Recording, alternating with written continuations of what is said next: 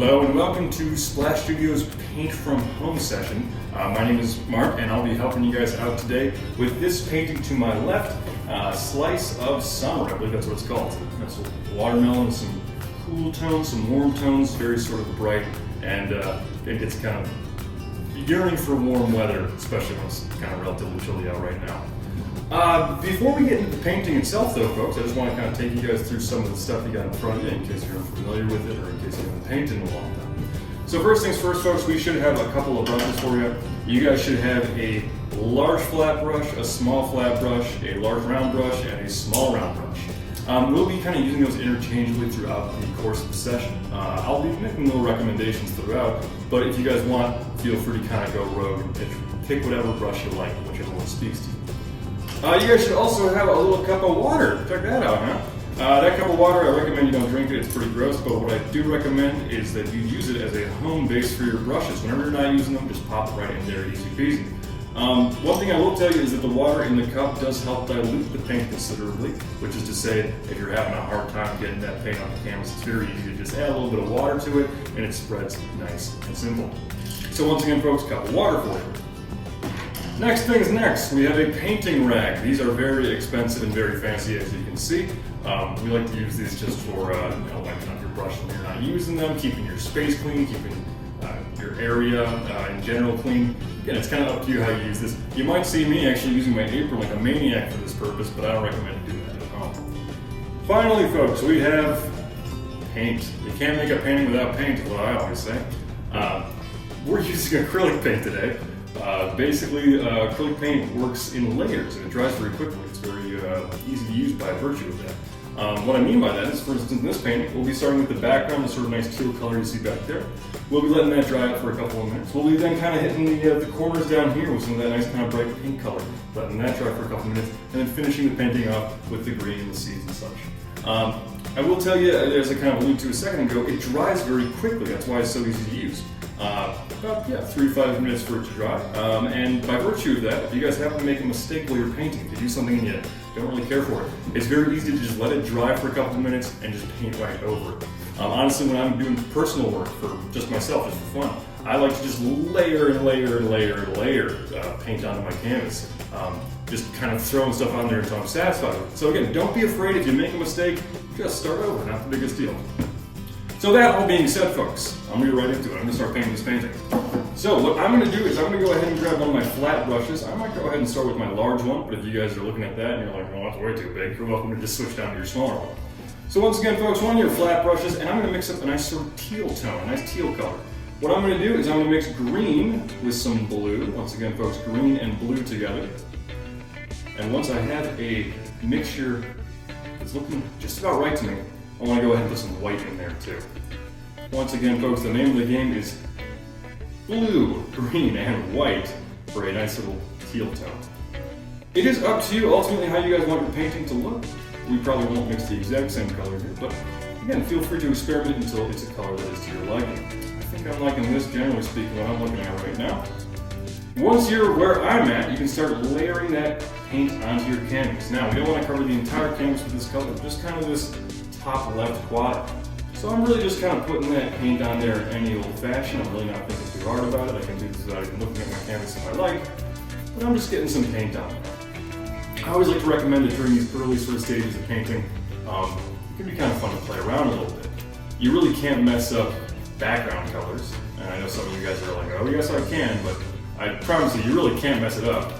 All I'm doing here is I'm throwing this paint on here, and as I said, if you want to explore brush strokes a little bit, if you want to try different things, zigzag brush strokes, left to right brush strokes, choppy sort of stabby brush strokes, again, it's kind of a good stage to play around with that sort of stuff. So once you guys have enough paint on that canvas, and I think that's just about enough for my taste, we're going to go ahead and just take a little bit of a break. We're going to let this dry up, take 3 to 5 minutes, stretch your legs, maybe refresh your beverage, it's up to you.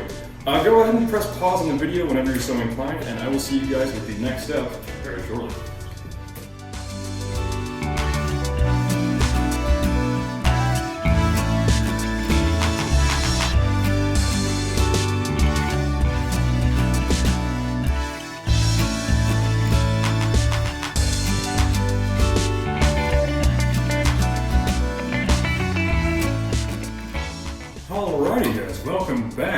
we have now in front of us a canvas with some teal paint on there that, correct me if I'm wrong here, yeah, check that out. It's pretty much totally dry. I'm running my finger all over it very lightly, just kind of getting a feel for it, and hey, look at that clean painting.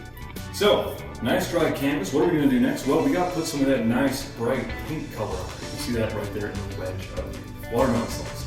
The thing is if you guys kind of squint, you can see it's not just straight pink the entire way, it's pink that slowly fades, kind of like the rind of the watermelon would. In order to create that effect, what we got to do is we got to make a gradient. That's a very fancy way of saying a color that turns into a different color. So, in order to do that, I'm going to go ahead and grab my small flat brush here. I'm going to rinse it off and get it nice and clean. There you go. Small flat brush, and I'm going to mix up a nice pink color. We're talking mostly red with just a little bit of white. Once again, folks, red and white, nice for Valentine's Day pink. If you guys are feeling kind of frisky, you can go ahead and just throw in a little bit of yellow into that guy too. That'll sort of warm that color up and tone it just a little bit. All right, once again, folks, red and white, and again, just a little bit of yellow if you want it. Once you have a color that's to your liking, you can go ahead and start adding that to the bottom right corner of the canvas, just like I'm doing here. Again, I'm not thinking too hard about it. I'm making these kind of curving left and right brush strokes from the bottom to the top, as you guys can see. And I'm sort of going over them a little bit just to make it nice and smooth. Now, once I get to about this point, I want to just stop what I'm doing, and I want to switch to just pure white paint. Again, just pure white paint on that same brush. I'm not even rinsing it off at this point. You can kind of blotting a little bit there on my palette. Pure white paint, and I'm going to go ahead and make a big old arch all the way across the edge of my teal paint. Check that out. Then I want to just keep using white paint to blend that down into the pink I just put on. You guys can see I'm just using pure white paint and I'm blending downwards, and once it starts meeting with that pink, it starts playing around and getting crazy in there. Look at that. I'm blending into my pink, and again, you start to get that transition from one color to the next, very sort of naturally. Again, blending it as you like. I'm really not using any more paint than I need. You guys can see I'm not going back to my palette all one time. I'm just kind of blending in what I've already got and working until it's nice and smooth. And check that out, that's not so bad, huh? You got a nice bright pink down there in the corner, and as we move up, it sort of fades very natural. If you guys want, you can add just a little bit more white to the very top. Again, just pure white on that brush right there, the same brush we're using, and just kind of edging it at the very top there. That's going to help us a little bit once we start putting the green in there for the rind. So once again, folks, we're talking nice bright pink in the corner. We're talking a blended gradient effect that works its way up.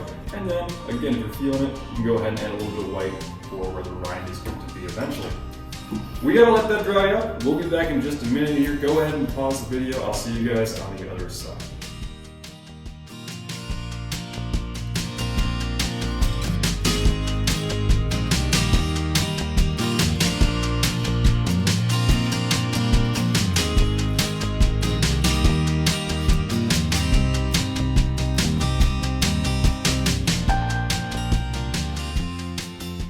Hello and welcome back, folks, to this here watermelon painting session. I'm still Mark, and I'm still going to teach you guys how to finish this thing up. Pretty simple at this point. You can probably figure it out yourselves if you don't need my help. Basically, all we're doing is adding some seeds to this guy and then the green of the rind right there. Again, pretty simple stuff.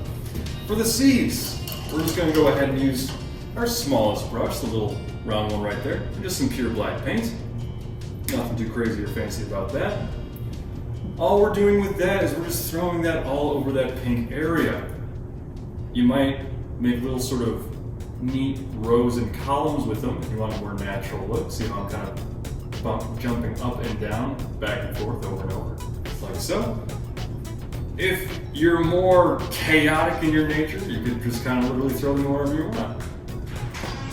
Again, it's truly up to you how you want to style this, but suffice to say, it's very easy to do. Just throw in some black dots on top of that pink paint.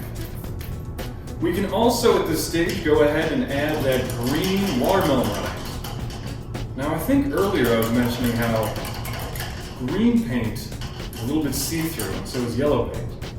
So what we want to do is we want to go ahead and just use pure green paint without any white in it on top of that white line we made earlier. Check this out. I'm just going to paint green paint right on top of that white line, and it's going to be a little bit see-through.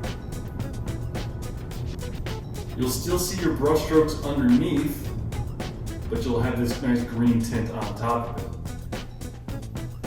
Now that's a very sort of cool tone green we're working with here. So if you'd like, if you want something more similar to the original here, we can add just a little bit of yellow on top of that. Once again, a color that is kind of see-through.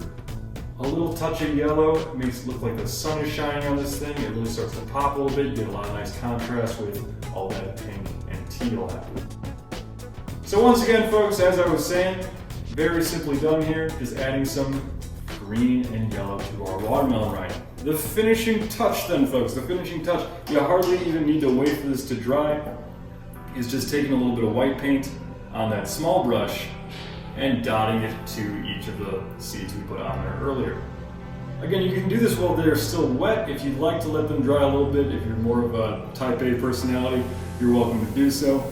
But again, folks, very simple stuff, just dotting a little bit of white into each and every one of those black dots. And hey, look at that. That is just about a finished painting of a watermelon here at Splash Studio. One final step, of course, every great painting does need a signature on there, and this is no exception. What I like to do is I like to just take a little bit of color of my choice, probably my smallest brush, and just make some little indication of mark in the corner. It lets the world know that you painted it, and it was the best thing you painted all day. Guys, thank you so much for checking into this video. Thank you so much for picking up one of these Take and Make packages. You guys are doing a lot to support a network of small Milwaukee businesses here, and we do very much appreciate it. Stay safe out there, folks. We hope you guys have a nice time staying indoors these days, and we hope we catch you real soon again on another one of these videos. Once again, folks, my name is Mark. Take care, keep painting out there, and we'll see you again soon.